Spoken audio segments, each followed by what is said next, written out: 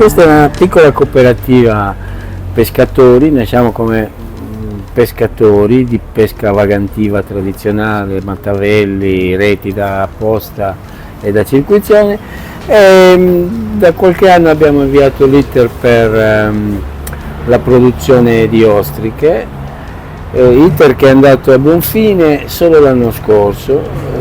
C'è un iter burocratico che dura un anno, da noi è durato quasi 2 perché in mezzo c'è stato il Covid e casini vari.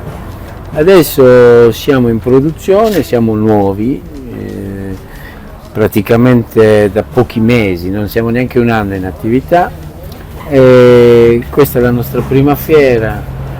Le prospettive sono ottime perché il riscontro è grande, la gente sta apprezzando e le vendite aumentano, quindi il lavoro sta premiando.